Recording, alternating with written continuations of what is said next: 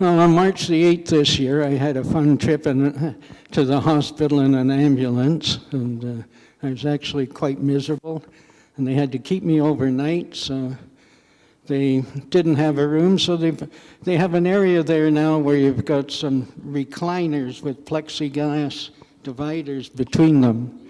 And so they put me in one of those, and I tried to get to sleep.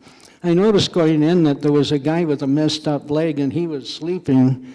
And they later brought in a 91-year-old lady that was right across from me. So I couldn't see him, but I could see her. And when he did wake up, he asked, where can you get a drink around here? So Irene across the way from me said, make mine scotch. And he asked me what I would like, and I said, make mine a chocolate milkshake. I'm an old born-again Jesus freak. And then Irene asked, Alan, can you tell me how you got born again?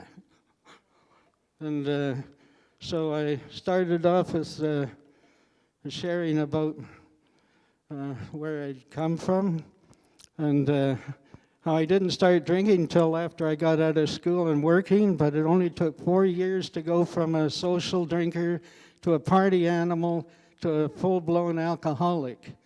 And my wife's brother was the only one I hung around with that could beat me in an arm wrestle, drink me under the table, but I beat him every time in chess.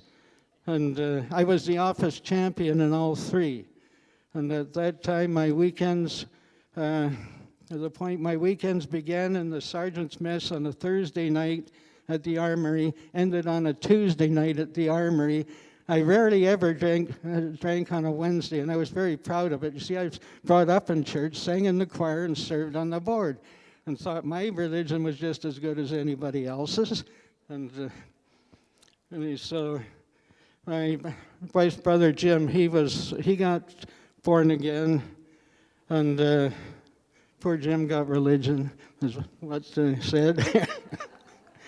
And he invited me to a men's dinner meeting at North Doug in the previous building. And the guest speaker was from a captain from the Salvation Army Harbor Light. And he brought along a guy that showed a film of a Skid Row alcoholic that went from Skid Row to being a commissioner at the Vancouver International Airport. And I was going downhill fast, but the things that he said on the film spoke to my heart. See, my religious barriers were up so tight, nobody could have talked to me in person. But when the lights went out and the film came on, the guy on the film talked to me. I was going where he came from. And so then the next week, all the Pentecostal and evangelical churches got together, and I was going around all week under conviction. I need help. And I was a lean and mean 179-pound light heavyweight, and this skinny little Baptist preacher, he was a flyweight, but he preached a sermon called Distilled Damnation that scared the hell out of me.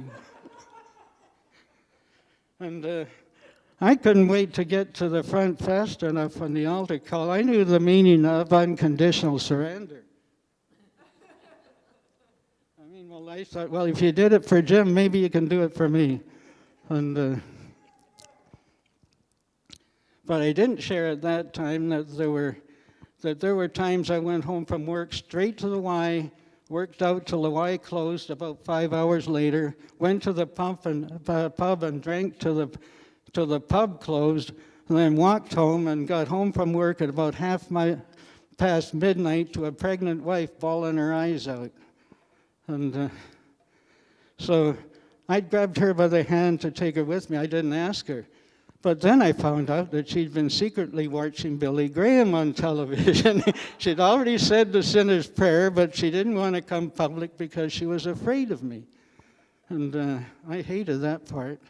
Not that she became a closet Christian, but that she was afraid of me. But then she wasn't the only one at that time. And so in sharing it was a three-way conversation, then went on for about altogether about 2 hours. Now, I'm not going to be 2 hours today. But maybe I can have 15. Whatever. But anyway, the guy next to me, his name was Lonnie, and he'd grown up in church. He was about 50-ish, but said he liked the acoustic piano. And I asked him, Lonnie, where are you going to be 100 years from now? And he sidestepped. I asked him again, Lonnie, where are you going to be 100 years from now? And then he replied, I'm a God-fearing son of a bee, but you got to have balance. But I noticed that Irene across from me would put her head down and her hands on her knees, and then I shared 4 stories of how I cheated death by the grace of God.